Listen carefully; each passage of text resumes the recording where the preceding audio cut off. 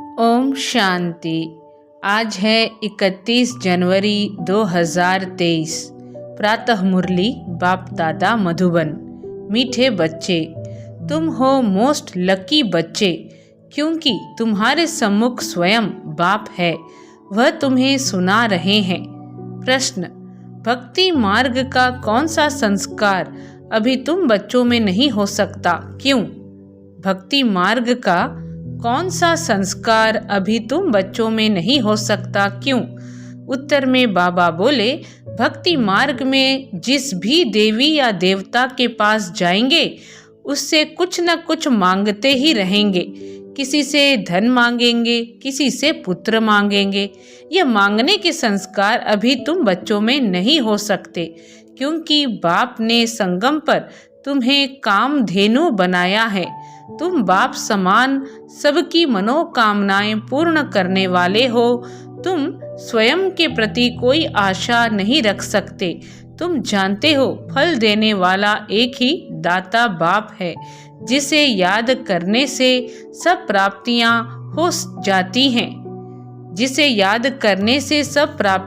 हो जाती हैं। इसलिए मांगने के संस्कार समाप्त हो जाते हैं। गीत है ओम नमः शिवाय। ओम शांति। भगवान वाच। अब अच्छी रीति समझकर फिर समझाने के लिए एक गीता शास्त्र ही है। शास्त्र तो बनाया है मनुष्यों ने, परंतु राजयोग मनुष्य नहीं सिखाते।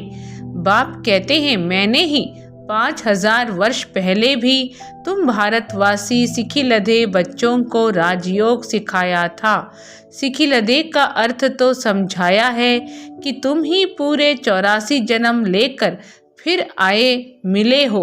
5000 वर्ष पहले भी तुम मिले थे और तुम आकर ब्रह्मा मुख वंशावली अर्थात ब्राह्मण ब्राह्मणी बने थे।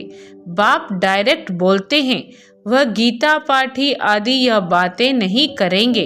बाप डायरेक्ट समझा कर गए थे, फिर भक्ति मार्ग से शास्त्र बनाते हैं। अब ड्रामा पूरा होता है, फिर बाप आया है। कहते हैं बच्चों को। कौन से बच्चे? कहते हैं खास तुम और आम सारी दुनिया। तुम अभी सम्मुख हो, तुमको बैठ बाबा ने अपना परिचय दिया है। यह राजयोग तुमको और कोई सिखला न सके। बाप ने ही पहले योग सिखलाया था, अब सिखला रहे हैं, जिससे तुम फिर राजाओं का राजा बनेंगे और कोई स्वर्ग का मालिक बना न सके। मैं तुम्हारा बाप आया हूँ फिर से तुमको राजयोग सिखलाने। अच्छा, अब बाबा तुमको झाड़ पर समझाते हैं। यह समझानी भी बहुत जरूरी है। इनको कल्प वृक्ष कहा जाता है। बाप कहते हैं, यह मनुष्य सृष्टि रूपी झाड़ कल्प वृक्ष है। वह गीता सुनाने वाले कहेंगे भगवान ने यह कहा था, और तुम कहेंगे भगवान कह रहा है। यह है मनुष्य सृष्टि का झाड़। इसमें कोई फल फ्रूट आम आदि नहीं है। उस फल फ्रूट का झाड़ जो होता है, उनका बीज नीचे, झाड़ ऊपर में होता है। इनका बीज ऊपर और झाड़ नीचे है। कहते भी हैं ईश्वर ने हमको पैदा किया है, अर्थात बाप ने बच्चे दिए हैं, बाप ने धन दिया है। बाबा आप हमारे सब दुख दूर करो। बाबा बाबा कहते रहते हैं। लक्ष्मी नारायण के आगे जाते हैं, उनसे भी मांगते हैं, महालक्ष्मी हमको धन दो। यह सब मांगने के संस्कार हैं। जगदम्बा से कोई पुत्र मांगेंगे तो कोई कहेंगे हमारी बीमारी दूर करो। लक्ष्मी के आगे ऐसी आशाएं नहीं रखेंगे, उनसे सिर्फ धन मांगते हैं। यह तो तुम जानते हो। जगदम्बा सो लक्ष्मी, सो फिर 84 जन्मों का चक्र लगाकर फिर जगदम्बा बनती है।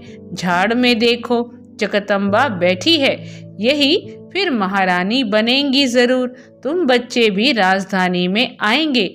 तुम कल्प वृक्ष के नीचे बैठे हो, संगम पर फाउंडेशन लगा रहे हो। कामधेनु के तुम बच्चे ही सबकी मनोकामना पूर्ण करने वाले हो। तुम भारत माता शक्ति सेना हो। इसमें पांडव भी हैं। बच्चों को समझाया गया है कि याद एक बाप को ही करना है, देने वाला एक बाप है। भल तुम किसकी भी भक्ति करो, किसको भी याद करो, परंतु फल देने वाला फिर भी एक ही दाता है। वही सब कुछ देता है। वही क्या करता है? सब कुछ देता है हम सभी को। भक्ति मार्ग में तुम श्री नारायण की, श्री कृष्ण की पूजा करते हो, कृष्ण को झुलाते भी हो, प्यार करते हो। उनसे तुम क्या मांगेंगे? तुम चाहते हो हम उनकी राजधानी में जाएं, अथवा हमको श्री कृष्ण जैसा बच्चा मिले। गाते हैं भजो राधे गोविंद चलो वृंदावन।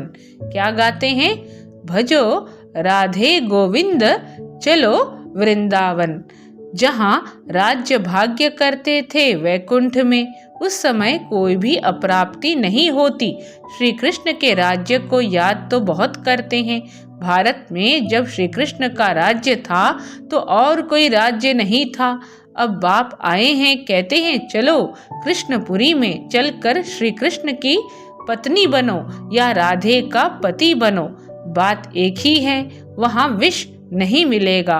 वह है ही संपूर्ण निर्विकारी दुनिया। अभी तुम स्टूडेंट हो, पढ़ रहे हो नर से नारायण, बेगर से प्रिंस बनने के लिए। यहाँ भल कोई करोड़पति है, 50 करोड़ है, लेकिन तुम्हारी भेंट में वह गरीब हैं, क्योंकि यह सब उनका धन मिट्टी में मिल जाना है। कुछ भी साथ नहीं चलेगा, हाथ खाली जाएंगे। तुम तो हाथ भरतू करके जाते हो। हम कैसे जाते हैं? तुम तो हाथ भरतू करके जाते हो 21 जन्मों के लिए। तो बाबा कहते हैं तुम तो हाथ भरतू करके जाते हो 21 जन्मों के लिए। अभी तुम राजयोग सीख रहे हो, फिर राजयोग सीखने के बाद सतयुग में आकर राज्य करेंगे। तुम पुनर्जन्म लेते वर्णों में आते रहते हो। सतयुग में है 16 कला, त्रेता में है 14 कला, फिर भक्ति मार्ग शुरू होता है। फिर इब्राहिम बुद्ध आते हैं। क्राइस्ट के 3000 वर्ष पहले देवी देवताओं का राज्य था। अब सारा झाड़ जड़जड़ीभूत अवस्था को पाया हुआ है। अभी तुम कल्प वृक्ष के नीचे संगम पर बैठे हो।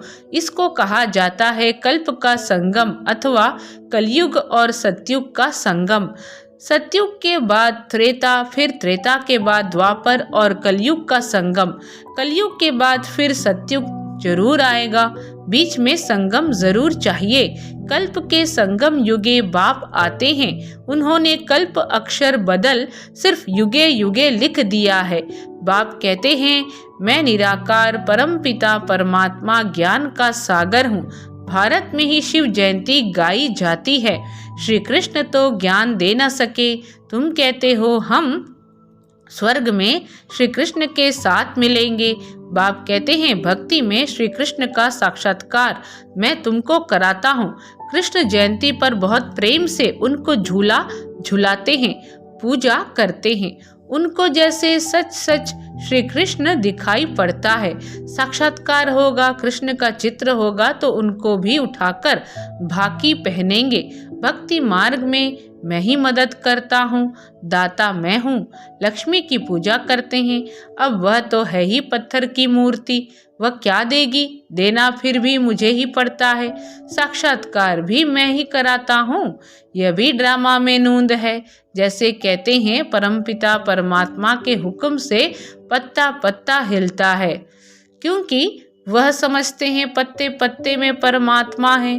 क्या परमात्मा बैठ पत्ते को हुक्म करेगा क्या? यह तो ड्रामा बना हुआ है। यह तो ड्रामा बना हुआ है।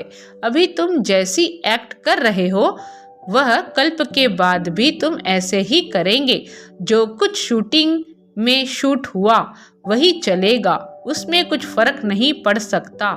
ड्रामा को भी अच्छी रीति समझना है। बाप समझाते हैं बेहद का सुख कल्प कल्प भारत को ही मिलता है, परंतु जो ब्राह्मण बनते हैं वही वर्णों में आते हैं, 84 जन्म लेते हैं, फिर औरों के जन्म नंबरवार कम होते जाएंगे। फिर औरों के जन्म नंबरवार कम होते जाएंगे। कितने छोटे छोटे मठ पंथ हैं भल उन्हों की महिमा है, क्योंकि पवित्र हैं। स्वर्ग का रचयिता तो है बाप, और कोई मनुष्य थोड़े ही स्वर्ग रचेगा। फिर राजयोग भी कोई सिखलावे। बाबा कहते फिर राजयोग भी कोई सिखलावे। अभी तुम श्री कृष्णपुरी में जाने के लिए राजयोग सीख रहे हो। पुरुषार्थ हमेशा ऊंचा करना चाहिए। तुम कहते हो श्री कृष्ण जैसा बच्चा मिले, श्री कृष्ण जैसा पति मिले, श्री कृष्ण ही श्री नारायण बनता है। फिर श्री कृष्ण जैसा क्यों कहते? तुमको तो कहना चाहिए नारायण जैसा पति मिले। नारद ने भी कहा हम लक्ष्मी को वरें। बाबा कहते हैं तुमको तो कहना चाहिए नारायण जैसा पति मिले। नारद ने भी कहा हम लक्ष्मी को वरें, राधे के लिए नहीं कहा। बाप समझाते हैं तुमको कृष्णपुरी चलना है तो खूब पुरुषार्थ करो। वह है श्री कृष्ण का दैवी फूल, दैवी कुल। वह है श्री कृष्ण का दैवी कुल, कंस का है आसुरी कुल। तुम अभी हो संगम पर। शूद्र संप्रदाय तो ब्राह्मण ब्राह्मणी कहला न सकें। जो ब्राह्मण न कहलाएं वह शूद्र वर्ण के हैं। भारत की ही बात है, भारत ही स्वर्ग बनता, फिर भारत ही नरक बन जाता है। लक्ष्मी नारायण को भी 84 जन्म ले रजोतमों में आना ही है, जबकि वह भी चक्र में आते हैं। तो बुद्ध आदि वापस निर्वाण धाम में कैसे जा सकते? कोई तो कह देते कृष्ण सर्वव्यापी है, जिधर देखो कृष्ण ही कृष्ण है। राम के भक्त कहेंगे राम सर्वव्यापी है, वह कृष्ण को नहीं मानेंगे। बाबा के पास एक राधा पंथी आया था, कहता था राधे ही राधे, राधे हाजिरा हजूर है, तेरे में मेरे में राधे ही राधे है। गणेश का पुजारी कहेगा तेरे में मेरे में गणेश ही गणेश है। क्रिश्चियन फिर कहते क्राइस्ट गॉड का सन बच्चा है। अरे क्राइस्ट सन था तो तुम किसके सन बच्चे हो? अनेक मतांतर हैं, रास्ता कोई को भी मिलता नहीं, सिर्फ माथा टेकते भटकते रहते हैं। बाबा कह रहे हैं सिर्फ माथा टेकते भटकते रहते हैं। मुक्ति और जीवन मुक्ति भगवान ही देंगे ना, उनसे हम क्या मांगे? कोई को पता ही नहीं। बाप को न जानने के कारण निधन के बन गए हैं, फिर धनी आकर धन का बनाते हैं। मनुष्य कितने धक्के खाते हैं, समझते हैं भक्ति से भगवान मिलेगा। बाप कहते हैं मैं आता ही हूँ अपने समय पर। मैं कब आता हूँ? अपने समय पर। भल कोई कितना भी पुकारे, परंतु मैं आता हूँ संगम पर। एक ही बार भारत को स्वर्ग बनाए, सबको शांति में भेज देता हूँ। फिर नंबरवार अपने अपने समय पर आते हैं। जो देवी देवता थे वह भी सब आत्माएं बैठी हुई हैं। जो देवी देवता थे वह भी सब आत्माएं बैठी हुई हैं, फिर से अपना राज्य भाग्य ले रहे हैं। अभी तो देवी देवता धर्म ही नहीं है, सब अपने को हिंदू कहलाने लग पड़े हैं। ड्रामा अनुसार फिर भी ऐसा होगा, जो कुछ हो चुका है वह फिर रिपीट होगा। फिर ऐसे हम चक्र में आएंगे, इतने जन्म लेंगे। हिसाब निकालो, हर एक धर्म वाले पीछे कितने जन्म लेंगे। झाड़ पर समझाना बहुत सहज है, आप ही मनुष्यों को टच होगा कि कोई की प्रेरणा से यह विनाश ज्वाला की तैयारी हो रही है। कोई की प्रेरणा से यह विनाश ज्वाला जो है वह प्रज्वलित हो रही है।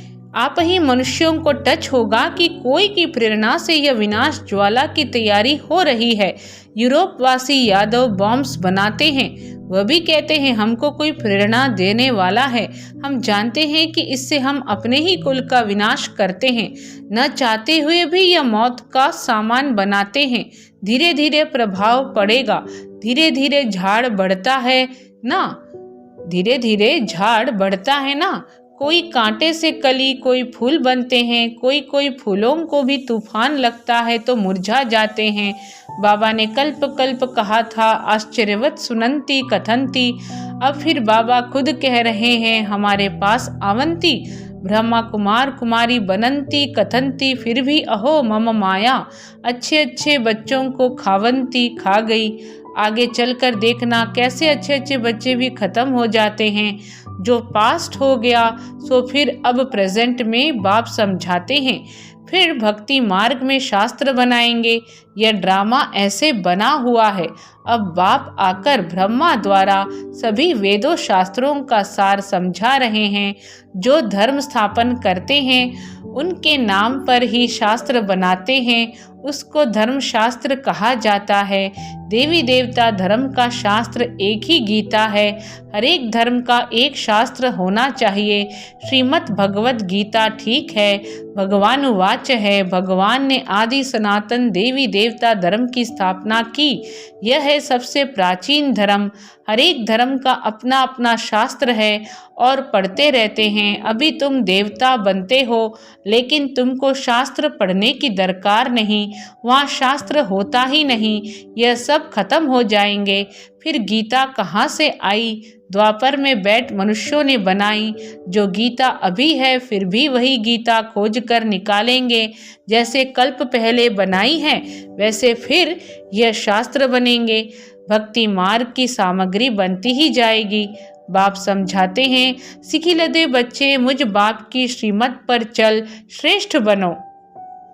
बाबा क्या समझाते हैं कि सिखिलदे बच्चे मुझ बाप की श्रीमत पर चल श्रेष्ठ बनो। तुम अभी संगम युग पर राजयोग सीख रहे हो जबकि कलयुग को सतयुग बनाना है। उन्होंने कल्प की आयु लंबी बताए सभी को घोर अंधियारे में डाल दिया है। मनुष्य तो मुंझे हुए हैं। ड्रामानुसार तुम बच्चों को ही बेहद के बाप से वर्षा लेना है। बाबा ने बहुत युक्तियां बताई हैं। सिर्फ बाबा को याद करो, चाट रखो, भोजन बनाने समय भी याद करो। भोजन बनाने समय पति बच्चा याद पड़ता है तो शिव बाबा क्यों नहीं पढ़ सकता? यह तुम्हारा काम है। बाबा बुद्धि की सीढ़ी देते हैं, फिर चढ़ो न चढ़ो यह है तुम्हारा काम। जितना याद करेंगे उतनी सीढ़ी चढ़ते जाएंगे, नहीं तो इतना सुख नहीं मिलेगा। अच्छा, मीठे मीठे अर्थात मीठे मीठे सिखिलदे अर्थात 5000 वर्ष के बाद फिर आए मिले हुए बच्चों को। सिखिलदे का अर्थ क्या है? मीठे मीठे सिखिलदे अर्थात 5000 वर्ष के बाद फिर आए मिले हुए बच्चों को नंबरवार पुरुषार्थ अनुसार माता पिता बाप दादा का याद प्यार और गुड मॉर्निंग। मीठे मीठे रूहानी बाप का रूहानी बच्चों को नमस्ते और हम रूहानी बच्चों की रूहानी बाबा को याद प्यार और नमस्ते। आज की धारणाएं हैं, कृष्णपुरी में चलने के लिए पुरुषार्थ बहुत अच्छा करना है। शूद्रपन के संस्कारों को परिवर्तन कर पक्का ब्राह्मण बनना है। बुद्धि बल से याद की सीढ़ी पर चढ़ना है। सीढ़ी चढ़ने से ही अपार सुख का अनुभव होगा। वरदान है, अटेंशन और चेकिंग की विधि द्वारा व्यर्थ के खाते को समाप्त करने वाले मास्टर सर्वशक्तिमान भव। अटेंशन और चेकिंग की विधि द्वारा व्यर्थ के खाते को समाप्त करने वाले मास्टर सर्वशक्तिमान भव। ब्राह्मण जीवन में व्यर्थ संकल्प, व्यर्थ बोल, व्यर्थ कर्म बहुत समय व्यर्थ गंवा देते हैं। जितनी कमाई करने चाहो उतनी नहीं कर सकते। व्यर्थ का खाता समर्थ बनने नहीं देता। इसलिए सदा इस स्मृति में रहो कि मैं मास्टर सर्वशक्तिमान हूँ। शक्ति है तो जो चाहे वो कर सकते हैं। सिर्फ बार बार अटेंशन दो, जैसे क्लास के समय व अमृत वेले की याद के समय अटेंशन देते हो, ऐसे बीच बीच में भी अटेंशन और चेकिंग की विधि अपना लो तो व्यर्थ का खाता समाप्त हो जाएगा। स्लोगन है, राज ऋषि बनना है तो ब्राह्मण आत्माओं की दुआओं से अपनी स्थिति को निर्विघ्न बनाओ।